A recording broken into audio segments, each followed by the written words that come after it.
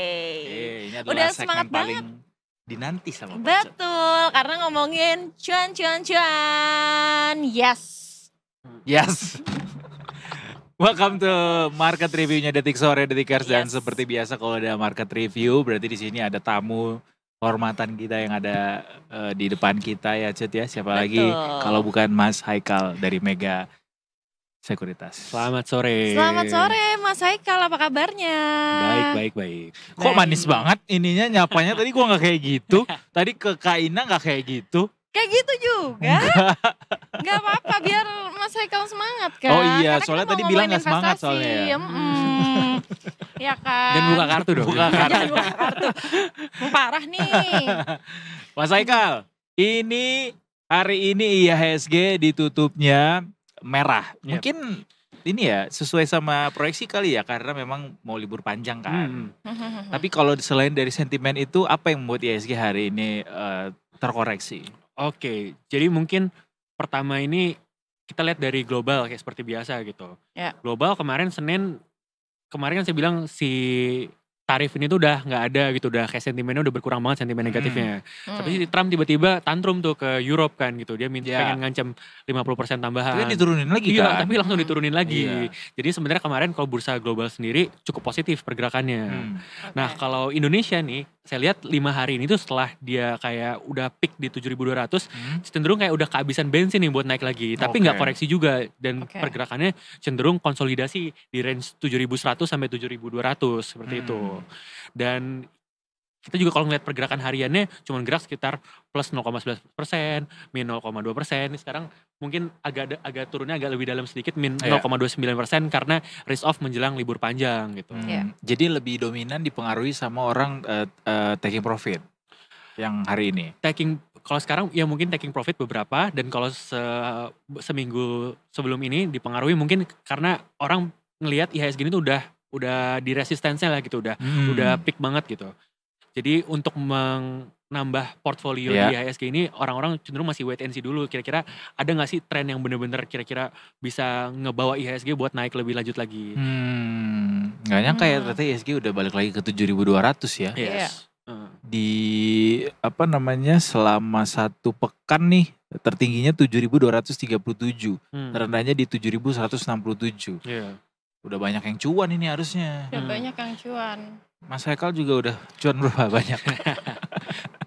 Tapi ini juga menarik untuk bahas market hari ini terkait sentimen yang satu ini. Dan Antara. Hari ini kan gembar-gembor isunya, ada salah satu dewan pengawasnya yang cabut gitu, mundur dari Danantara, yaitu juga orang besar juga di dunia keuangan gitu, Ray Dalio. Dan walaupun pada akhirnya ini tidak dibenarkan sama Danantaranya sendiri, CEO-nya, COO-nya, tapi mestinya sih pasar jadinya ada spekulasi nih. Gimana? Kalau saya ngeliatnya sih sebenarnya isu Ray Dalio itu nggak begitu berpengaruh sebenarnya malah Oh ya? ke market gitu. Malah kalau saya ngelihatnya market cenderung consolidate kayak gini, wait and see rilis data nanti di tanggal 2 Juni. Karena kan BPS kemarin sempat menunda Betul. beberapa rilis data trade balance disatuin sama rilis data inflasi nanti. Jadi per 2 Juni nanti pas habis kita selesai libur panjang, itu ada rilis data CPI baik headline maupun core. Terus ada rilis data trade balance, terus dari luar di S&P ada juga data Purchasing Manager Index. Jadi untuk melihat kira-kira performance ekonomi Indonesia secara keseluruhan dan kira-kira kedepannya gimana, mungkin si investor ini masih wait and see gitu untuk melihat hal ini. Plus lagi secara global di 30 Mei ini ada rilis data PCE di US. Itu Personal Consumption Expenditure, di mana itu adalah indeks inflasi yang dilihat oleh The Fed ataupun Bank Sentral dari Amerika yang menentukan kira-kira The Fed ini tuh bakal rate cut atau enggak. Jadi mungkin dari luarnya faktornya mau lihat wait and see dari rilis data PCE, dari domestiknya itu trade balance sama CPI. Konsensus sejauh ini The Fed akan pangkas nggak? Kalau sekarang sejauh ini ekspektasi The Fed itu pangkas mungkin sekitar 2-3 kali gitu, fluktuasi di situ. Tapi misalnya ternyata nantinya hasil PCI-nya rendah sekali, mungkin bisa naik jadi 3-4 kali mungkin The Fed rate cut-nya. Oh, kebalikan langsung. Iya, karena kan kalau misalnya Tapi BI udah nurunin bunga nih. Nah, kalau BI mungkin kalau dulu kan concernnya kalau misalnya BI rate cut adalah spread dari interest rate obligasi ke si UST ataupun interest rate The Fed. Tapi kemarin kan si US Treasury ataupun obligasinya Amerika Serikat itu ratingnya di downgrade sama Moody's, yang mana jadinya spreadnya itu nanti bisa lebih kecil dibandingkan sebelumnya gitu. Oke. Ini rupiah juga udah menyala sekali Mas Haikal. Coba deh, itu sampai kapan sentimen rupiah akan terus-terusan kuat? Kalau kita lihat ya dari awal, dari akhir April gitu, rupiah kan di 16.850 sekian gitu. Waktu masih ada gejolak ketakutan akan tarif segala macam, dan once dia udah mulai reda, itu dia mulai rally tuh, menguat, appreciate gitu, sampai level sempat kalau nggak salah 16.160-an gitu. Dan sekarang naik lagi ke depresi lagi ke 16.200 sampai 16.300. Dan kalau saya amati gitu dan juga diskusi sama teman-teman yang mungkin dari BI, ini tuh BI memang lagi aktif-aktifnya untuk intervensi di pasar uang sama onshore market, juga di pasar uang gitu. Jadinya selling pressure-nya udah hilang, yang beli sebenarnya inflow-nya belum ada banget, tapi karena nggak ada selling pressure-nya, BI intervensi lebih berasa, jadinya terjadi apresiasi rupiah. Jadi kita melihatnya gitu.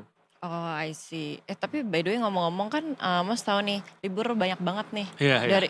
Kayak ini bakalan masih ada di minggu depan juga, masih ya kan? Sampai September masih. Sampai September bahkan. Ada dampak psikologisnya nggak sih buat market?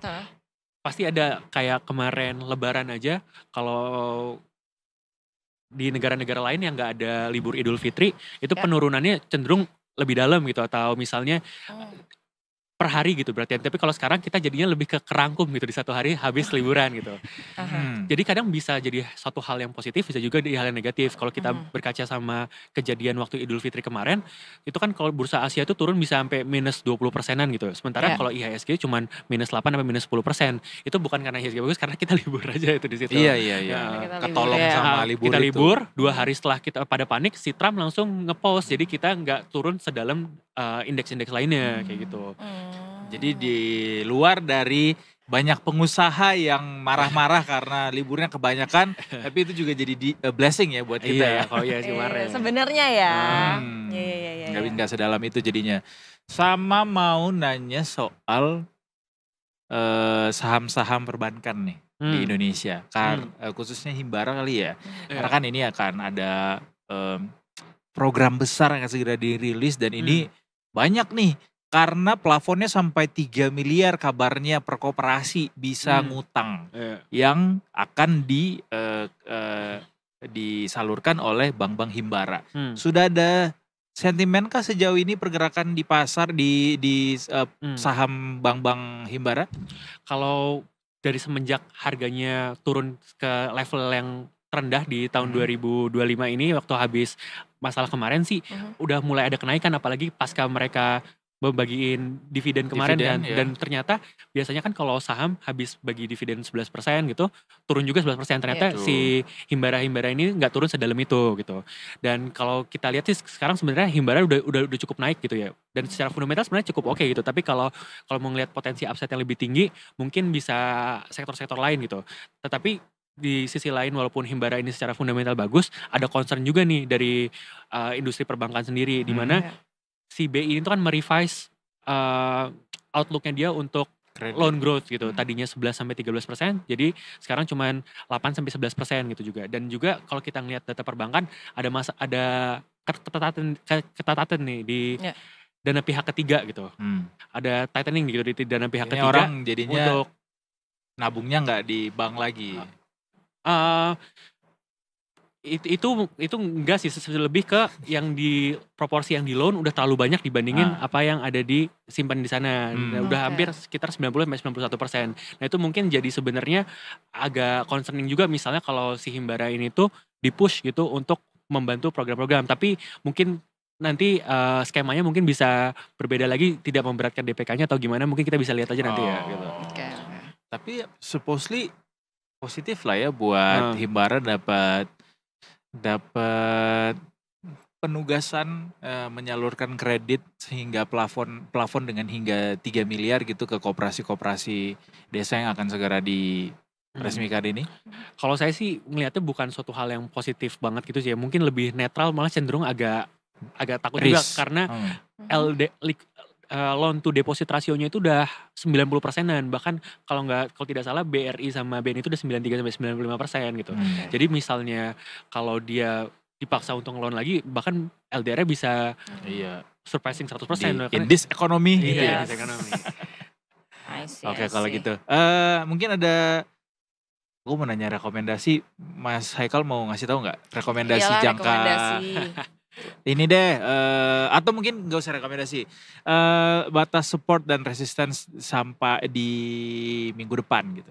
Kalau sampai minggu depan sih pasti di range 7.000 sampai 7.200. Kayak kalau kita ngeliat support resisten biasa, historical price gitu di situ. Tapi mungkin yang benar-benar perlu diperhatikan itu data ekonomi nanti gitu, dan expect volatilitas di minggu depan. Mungkin kan kalau sekarang kita ngelihat pergerakannya itu konsolidasi aja kan gitu di range 7.100 sampai 7.200, sangat minim lah minggu ini gitu.